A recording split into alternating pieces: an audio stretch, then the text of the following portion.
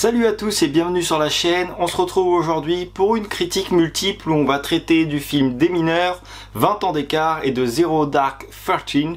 Donc voilà, on va commencer tout de suite avec le premier film qui est Des mineurs. Le film est sorti en septembre 2009, il est réalisé par Catherine Bigelow, il va durer aux alentours des 2 heures et comme son nom l'indique, on va tout simplement suivre une équipe de démineurs, donc il y a un démineur et 2 personnes qui vont l'assister.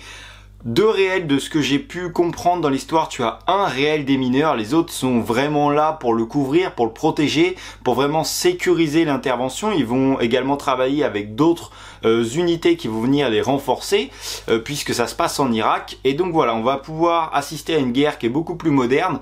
Alors quand je dis plus moderne, c'est par rapport au film que j'avais vu juste avant. Je parle de 1917, il faut sauver le soldat Ryan.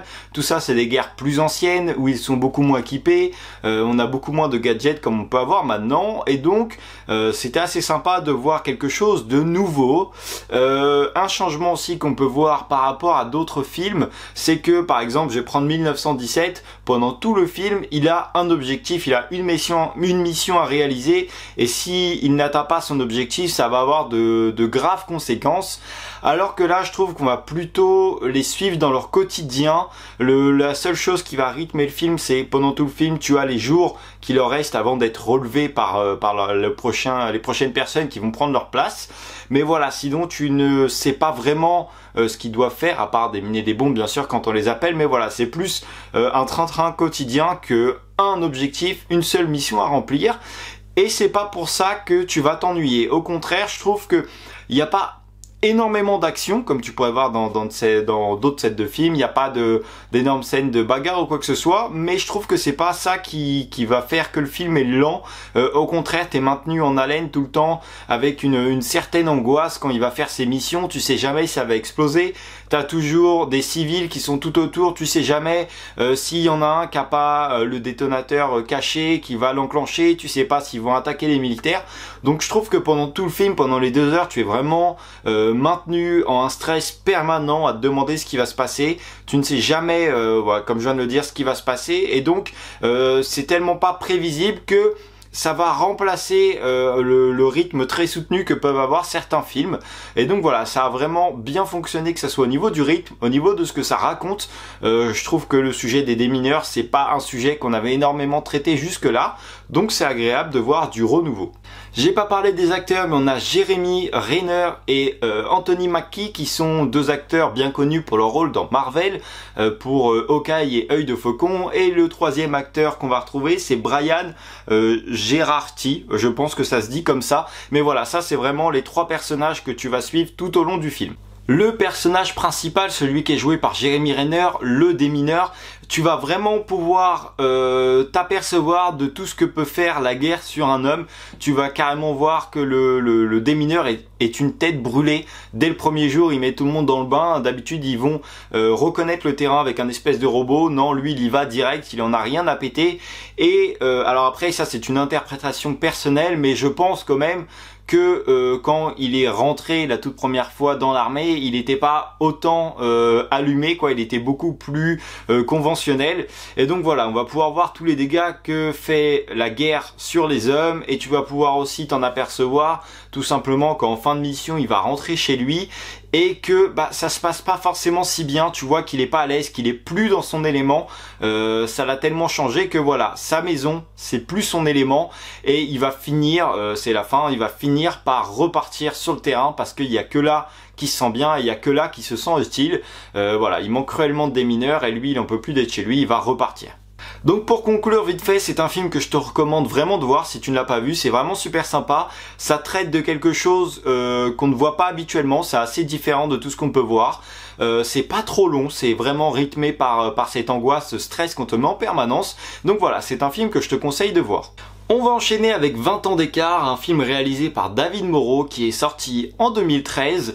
On va également retrouver en tête d'affiche Pierre Ninet et Virginie Efira. C'est une comédie que je n'avais pas encore vue, que j'ai découvert il y a pas longtemps, et j'avoue que j'ai plutôt bien accroché. La comédie est sympa, les deux acteurs principaux jouent extrêmement bien, hein. De toute façon ils sont un petit peu renommés quand même, et donc voilà, j'ai trouvé que le film était super sympa, que l'histoire traitée était pas mal honnêtement pour une comédie. Moi qui suis pas forcément friand de ce genre de film, j'ai vraiment bien accroché. Le milieu où évoluait c'est Alice, je crois qu'elle s'appelait, le personnage joué par Virginie Efira, est très bien représenté. On sent vraiment ce milieu de requin, ce milieu d'apparence où on va la voir dès qu'elle sort ou quoi que ce soit, il y a toujours quelqu'un de son entreprise, puisqu'elle travaille dans une entreprise qui fait des magazines, et il y a toujours quelqu'un pour la prendre en photo, la tweeter, et ça va être aussi assez marrant de voir comment elle va passer d'un personnage vraiment plan-plan qui a une vie carrée, bien rangée, à une personne qui va se lâcher de plus en plus et qui à la base séduisait ce jeune Balthazar joué par Pierre Ninet pour son travail, pour réussir dans la vie, et va au final en tomber amoureuse et s'apercevoir que son travail est toxique, hein. Quand tu vois avec les personnes avec lesquelles elle travaille, tu m'étonnes que voilà, c'est toxique. Et je trouve que tout ça est extrêmement bien représenté. Il y a également des scènes très marrantes. Il y a une scène avec une photographe où l'autre elle est carrément insupportable. Ils ont fait une de ces caricatures, elle se pense au-dessus de tout le monde, elle leur parle comme de la merde et tout ça, et j'ai trouvé ça assez marrant. Donc voilà, le film est vraiment sympa, l'histoire qu'il raconte est pas mal, ça te fait passer également un message. Le milieu est extrêmement bien représenté, en tout cas vu de l'extérieur, hein. J'y travaille pas donc je ne peux pas te dire de l'intérieur, mais vu de l'extérieur je trouve que ça fonctionne extrêmement bien. Le film est très agréable, n'est pas trop long, c'est une petite comédie sympa que je peux te conseiller de regarder si tu ne connais pas, et puis voilà. Et on va finir avec le dernier film, Zero Dark Thirteen, un film qui est réalisé par Catherine Bigelow également. C'est la réalisatrice du premier film dont on a parlé, Des Mineurs. Et par contre, contrairement à son précédent film, Des Mineurs, je trouve que celui-ci est carrément plus long. Ce qui est dommage, c'est que le film est hyper intéressant parce que c'est dit tout au début du film, c'est tiré de faits réels, c'est tiré des rapports qu'ont fait les militaires, les enquêteurs de la CIA, etc. Donc c'est hyper réaliste, c'est hyper intéressant tout ce qu'on t'apprend dans le film. Ça peut être comme un reportage mis en film, mais le problème, c'est que c'est un peu trop long. Le film va faire plus de 2 heures, et honnêtement, en 2 heures ou 1h30, ça aurait suffi largement. Je trouve qu'il y a pas mal de scènes qui sont rajoutées dedans, qui sont complètement inutiles, qui t'apportent vraiment rien, et certaines scènes qui sont allongées pour rien également. Je vais te donner un exemple, par exemple, pour faire un dialogue entre deux personnages, au lieu de les faire parler directement et d'en venir directement au fait, on va te filmer, je sais pas, genre le bas du bureau, puis ça va monter doucement, ce qui fait qu'on perd 1 ou 2 minutes par-ci par-là qui viennent se rajouter tout au long du film. Il y a également une autre scène où on va te filmer, on te parle d'informations, de prise d'informations, et on va te filmer des serveurs, et tu vas entendre en fait toutes les conversations avec les opérateurs qui sont en cours. J'ai compris ce qu'ils voulaient faire passer, mais honnêtement c'était pas du tout utile parce que ça appuyait ce qu'elle venait de dire, mais c'était pas du tout intéressant. Pendant au moins facile 3 minutes, on te filme des serveurs et ça t'apporte absolument rien sur le film. C'est une scène qui était complètement dispensable, ça t'aurait pas empêché de comprendre, ça t'apporte rien. Ou alors si tu voulais faire ça, fallait le filmer différemment, fallait que ça t'apporte quelque chose à l'histoire. Et c'est un petit peu ce que je vais reprocher à ce film, c'est que pendant tout le film est très intéressant comme je l'ai dit, mais il y a plein de scènes qui sont posées à droite à gauche dans tout le film, qui vont te ralentir le film, qui vont... qui n'apportent rien en fait à ce qu'on te montre, qui n'apportent rien à l'histoire, et c'est un tout petit peu dommage.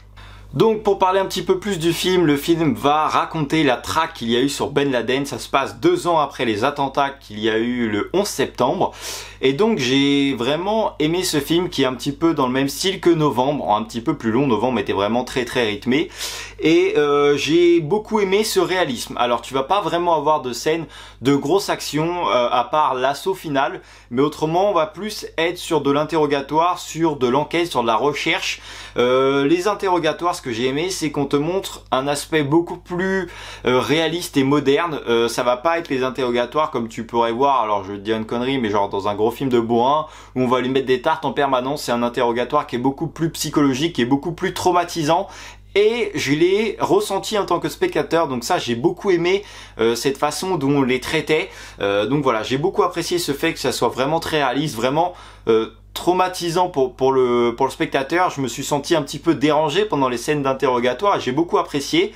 On peut y voir aussi également que les politiciens, comme d'habitude, vont un petit peu mettre des bâtons dans les roues à ceux qui sont sur le terrain, puisqu'ils ont tout fait pour que la torture sur les djihadistes qui étaient arrêtés soit interrompue, sauf que après c'est dit un peu plus loin dans le film, comment voulez-vous obtenir des informations sur des terroristes si on ne les force pas? C'est dit dans le film, je sais plus comment il dit, oui on va le soumettre avec un avocat, etc. Au final on n'aura rien, on aura les informations 10 ans après, donc ça ne sert plus à rien. Donc la traque a été un petit peu ralentie également par les politiciens. On peut également voir que justement les informations ne circulent pas très bien, que cette arrestation va être possible grâce à une personne qui a consacré plus de 10 ans de sa vie à faire que ça. Elle a traqué que Ben Laden pendant 10 ans et c'est grâce à elle que l'intervention va être possible. On va mener un assaut, l'assaut final justement pour aller chercher Ben Laden et l'éliminer. Je trouve que voilà, à part cet assaut là, ça manque un petit peu d'action. Après voilà, il y a les interrogatoires qui sont pas mal, mais tu vas en voir un gros au début, des petites scènes à droite à gauche par-ci par-là, mais voilà, il y a un gros rythme au début sur l'interrogatoire, ça ralentit un petit peu au milieu et c'est réaccéléré par l'assaut final qui est intéressant. Alors après, j'ai envie de te dire que ça manque un petit peu d'action dans l'assaut, mais si c'est tiré de Ferrell, c'est vraiment le récit des militaires, que ça s'est vraiment passé comme ça, c'est tout à fait logique qu'on ne modifie pas la chose. Après voilà, ça manque un petit peu d'action, ça manque, ça bouge pas assez, mais je pense que c'est plutôt un assaut qui est réaliste, et voilà, c'est pas un assaut où on va tirer partout et on y aller en mode cow-boy. Donc voilà, je pense que c'est plutôt quelque chose de réaliste et qu'on n'a pas voulu amplifier l'histoire. Je vais revenir aussi avec les politiciens, les dirigeants. On peut y voir une perte monstrueuse de temps. On va perdre plus de 100 jours si je dis pas de bêtises. Au moment où on a localisé où potentiellement pouvait être Ben Laden et au moment où on va lancer l'assaut, il s'est passé 100 jours. En 100 jours, il aurait pu se passer n'importe quoi. Mais comme on n'est pas sûr que personne veut se mouiller, personne veut faire la bêtise, et ben du coup, on a attendu 100 jours et il y a toujours cette personne qui, elle, a travaillé dessus pendant 10 ans, qui met la pression au-dessus d'elle pour qu'à un moment ça se déclenche. Mais on peut voir que c'est hyper long le temps que tout le monde prenne la décision, ok on y va, il n'y a personne qui dit oui à 100%. Et donc ça, je trouve ça assez réaliste aussi. Au final, personne veut se mouiller, personne veut se tromper, alors qu'au final, quand on t'explique le chose, après c'est mon point de vue, mais je trouve que t'as pas grand chose à perdre parce qu'on sait qu'il y a un des messagers de Ben Laden et on soupçonne que ça soit Ben Laden qui est caché, il y a une personne qui ne sort pas, mais dans le pire des cas, tu apprends quand ils te font les estimations de ce que ça peut être, que c'est soit un gros trafiquant d'armes, un trafiquant de drogue, tout ce que tu veux, donc pas forcément une bonne personne. Donc dans le pire des cas, t'as neutralisé un autre trafiquant, t'as d'autres mérites à te rajouter de cette intervention. Alors pourquoi tergiverser pendant aussi longtemps? Donc voilà, tu peux aussi y voir une perte de temps, un manque de communication, tout ce brouillon qui est en haut qui peuvent ralentir les équipes de terrain. Donc voilà pour ce film, c'est un film qui est vraiment très intéressant, très réaliste et que je trouve vraiment à voir. C'est vraiment un film à découvrir, je suis content de l'avoir vu. C'est dommage qu'il soit juste un petit peu long par moment et qu'il y ait des scènes qui ne sont pas vraiment utiles, ça je trouve ça un petit peu dommage. Mais c'est vraiment un film que je te conseille de voir parce que franchement c'est très réaliste et ça t'apprend vraiment plein de choses. Donc voilà, c'est tout pour ces 3 petites critiques. N'hésite pas à me dire en commentaire si tu as vu des films, ce que tu as pensé de chaque film. Si c'est pas le cas, j'espère que je t'aurai donné envie d'aller en découvrir un nouveau. N'hésite pas à liker la vidéo, à la partager, t'abonner à la chaîne. N'hésite pas à aller me suivre sur Instagram. Moi je te dis à la prochaine pour une nouvelle vidéo. Salut!